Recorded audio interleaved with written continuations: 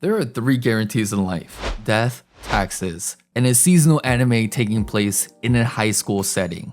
The high school backdrop is ever so present in the world of anime. From your childhood watching Sailor Moon in that sailor uniform drip to absolute peak. High school slice of life, high school delinquents, high school fantasy, high school physics. Why are there so many high school animes? Today, we'll be elaborating on this very topic. Freeren, hit us with that KMS.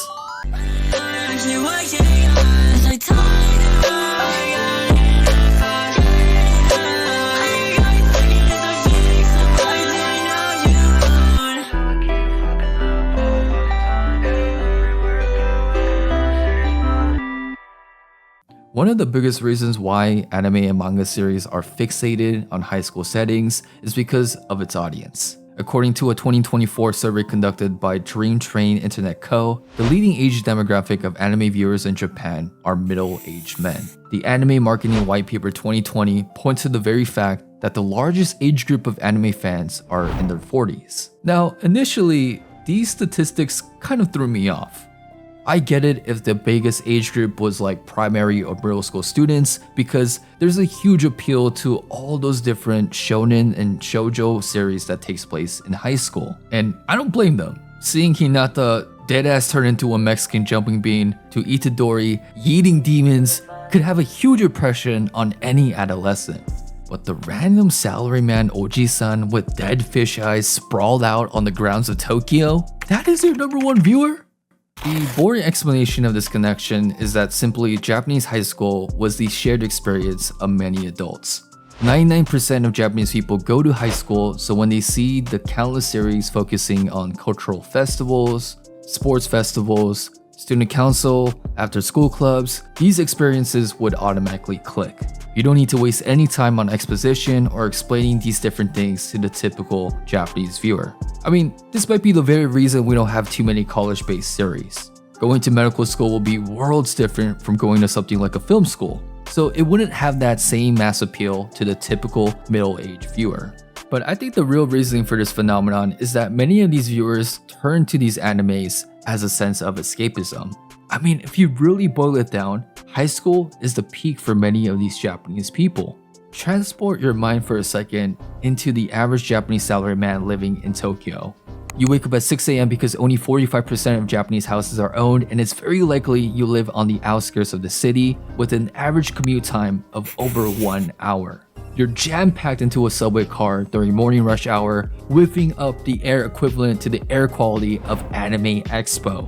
You're at a company working 12 hours dealing with the manager you hate, and not only that, you're expected to go to dinner with these very same people afterwards until midnight. Then you get back home around 2 a.m., usually to an empty apartment or to a wife where y'all are in a sexless marriage. Rinse, repeat. Siri, play that Tokyo Ghoul Unravel. I mean, shit. If that is a reality, wouldn't something like high school anime, looking back on the good old days, have a huge appeal? Like, high school is kind of seen as like this basically like golden time.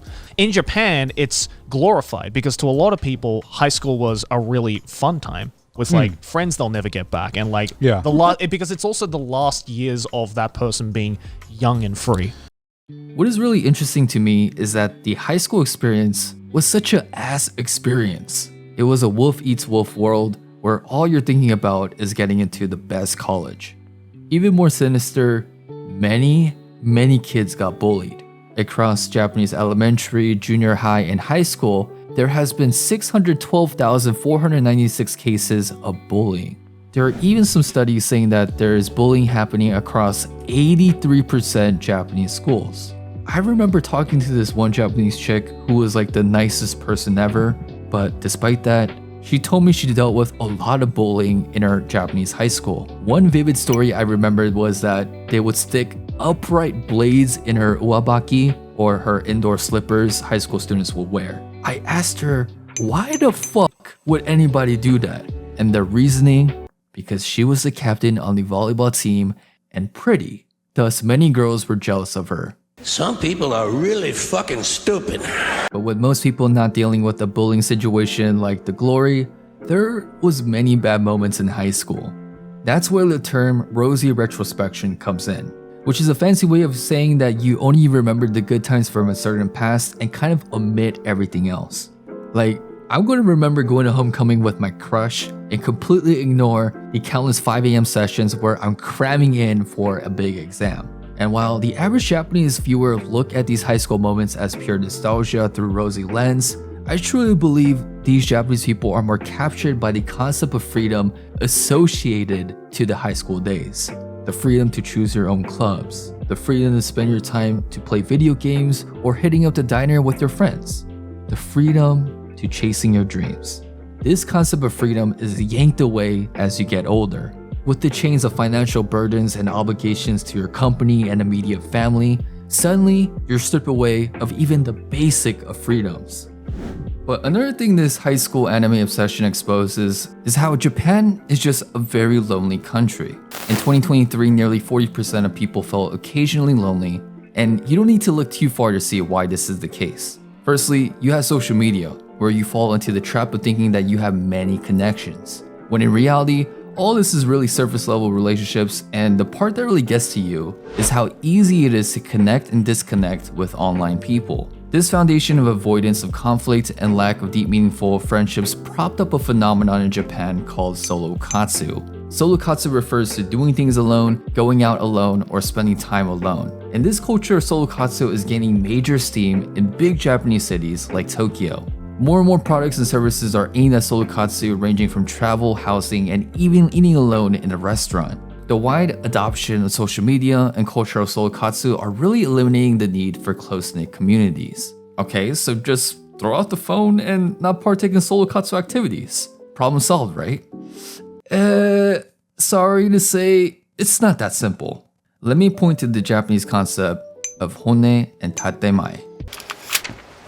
There are two Japanese words you should know.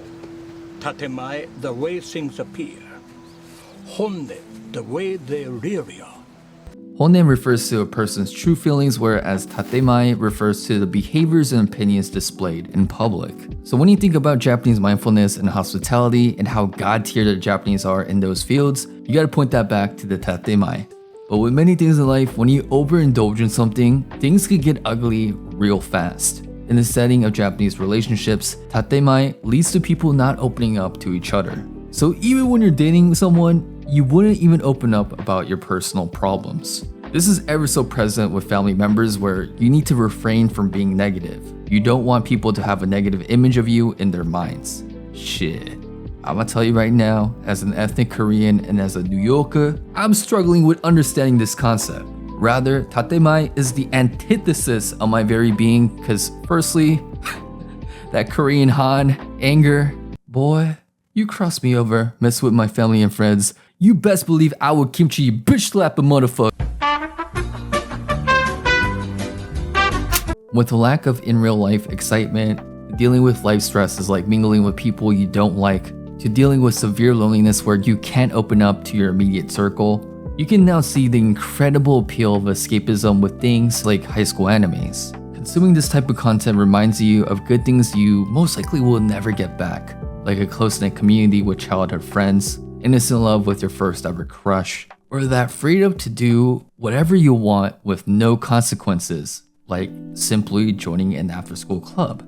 As long as Japan doesn't address many of these aforementioned underlying issues like loneliness and the looming healthcare crisis, high school anime is simply here to stay.